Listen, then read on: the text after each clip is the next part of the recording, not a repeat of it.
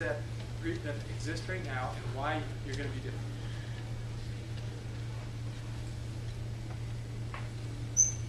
And then you tell people what your invention is. Here you go. Here's my idea. This is what I think it should look like. This is how I think it. This is about as simple as I can make it. Remember, I'm not saying is it new or novel. I'm asking what does my customer need, right? The old patent attorney, right, and the investors in the company are going to go find something interesting to patent, right? But I'm focused on what the customer needs, right? I don't care. Is it new or novel? You say, right? Does it matter, right? I just improved the condition of people, right? And there are people out there that are just as creative as you, but their job title is patent attorney. And guess what? They'll go find creative things for you. That's their job. Their job is to know the art and say, hey, I can put this niche here and I can get protection. Is it real protection? Well, nobody really knows until you go battle in court with it. Does it fend people off from coming into your territory? Likely. I'm sure people will say, oh, well, there's a patent. Right? And I heard about Kearns, and there was 40 million involved in it. I'm not getting close. I don't want to get near it. So anyways, that's what you do. Right? So I'm at the end. Yes, 15 minutes early, so it's time for question. And my message to everybody, and when I was an engineer, I was wondering what the heck I was going to do once I got out of school. Probably like some of you. Where am I going? What am I going to do? Who am I going to work for? Right? Am I going to be able to do cool things? Am I going to be able to solve interesting problems? Will I help anybody? Right? And so some of these questions. And so I say, go help people. And so it's really hard to help people, actually. Because sometimes the people are really not nice. But go help people. It's hard. It's really hard. Go try it. Go try to help somebody. Go try, right? And see if you get a thank you. Right? Not often.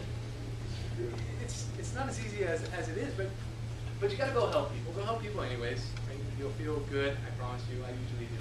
And listen to their problems. And take the time away from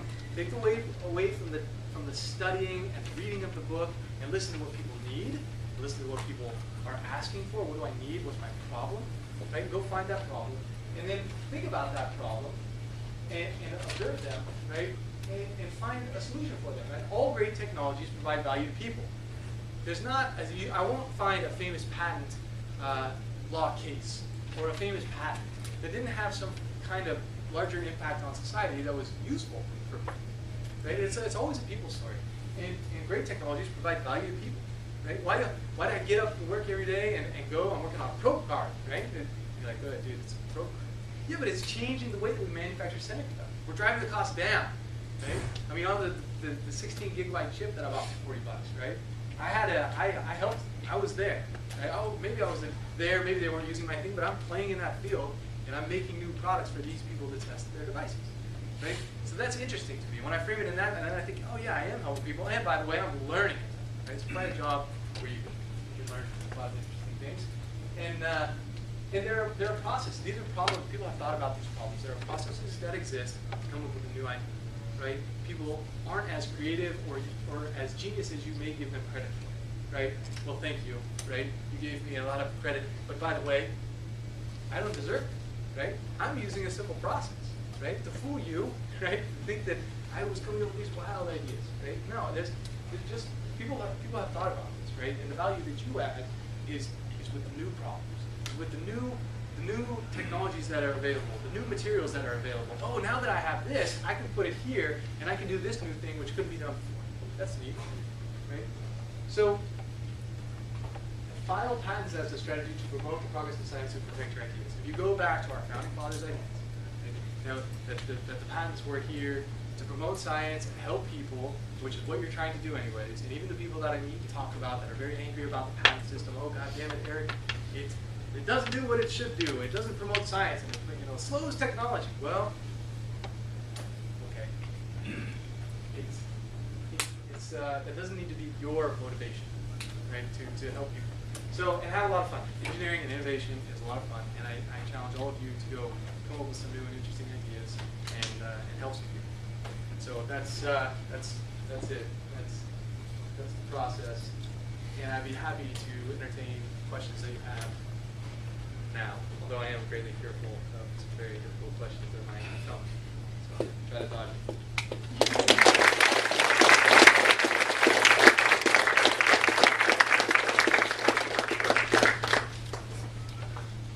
Yes? So when you develop something, there can be like multiple aspects of it that you can be patentable. How do you decide when you want to like patent all of that as one thing, or if you want to like split it up? Let me put on my engineering hat for a moment. Okay? In my engineering hat, it's my job to my company to disclose anything that I think is new or interesting, right?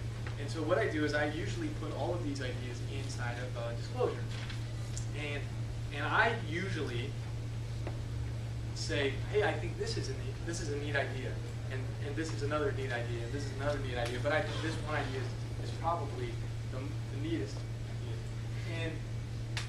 And as an engineer, that's my job, that's my service, and I submit that I submit the disclosure to my company, and I let the patent committee people decide that. Now let me put my patent committee hat on, because I sit on the patent committee for my company as well.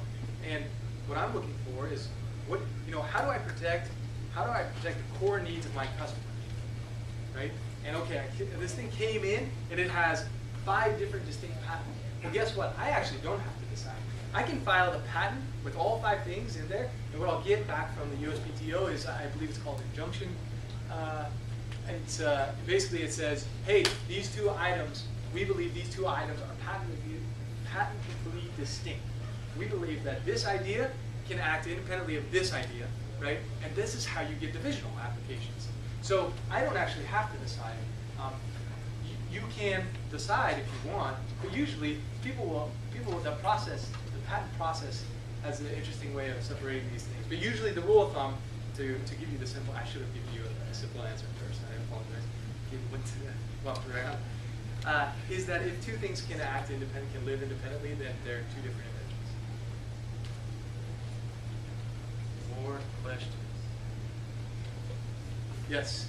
When you talked about like distinguishing customer need and customer want, and I think obviously you want to give them what they need, not necessarily what they want. Exactly. When you go back to the customer with that product after you solve their need, how hard is it to communicate that you've solved their problem and not like, oh, well, it's not repairable, but it's this, which is better than repairable? Or how is that even a problem usually for you, or is that your marketing department? So there's whole bodies of art on the power of persuasion and how you persuade people to accept what's better for them. But let me tell you this, your customer's not stupid, right? Your customer is the guy sitting next to you, right? He's a smart guy, and these people are very intelligent. And when you present them with these different ideas, right, that you can have this or this, they usually are very good at making decisions. There's power in these people. When you are presenting these different options to your customer, there's usually other people around, and they don't have to make sure your customer is very comfortable that they don't have to make the decision then and there.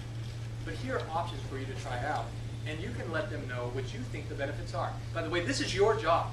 Your job as the engineer and technologist is to communicate what's best for them. This is a partnership. I mean, the whole business thing is a partnership, and it's completely, people don't think this way anymore. The customer is always right, and some of these other slogans, but it's a pairing. I can't live without my vendors. My vendors go away, I've got problems. And these guys are smart, right? You think the guy at the machine shop doesn't have an impact in design decisions I make? You're crazy, right? I'm the customer, right? But I listen to him all the time. Eric, if you could change this thing here, you could make this more manufacturable, and we could spit these things out by the thousand for nothing. Hell yeah, I'm listening to him, right? So remember that your customers are not stupid people, that you present them with the options that are available to them, and usually you'll find that the customers have seen this problem before. They've felt this problem. Just like, dude, you've gone out before, you go order something, it shows up at your table, and you're like, man, I don't want to eat this. This is terrible, right? You take a bite into this, it's terrible, or it doesn't have something that you don't like on it. I don't like pineapple. I don't like pineapple, for example. And then I get this thing, right? And it's got pineapple on it. I actually like pineapple. I know some people who don't like pineapple. And so then all of a sudden, there's a pineapple there, right? But if it was all digitally communicated that I didn't want a pineapple, it wouldn't show up on my hamburger, for example. So, anyways, we've all seen the problem is not new. All right, yeah.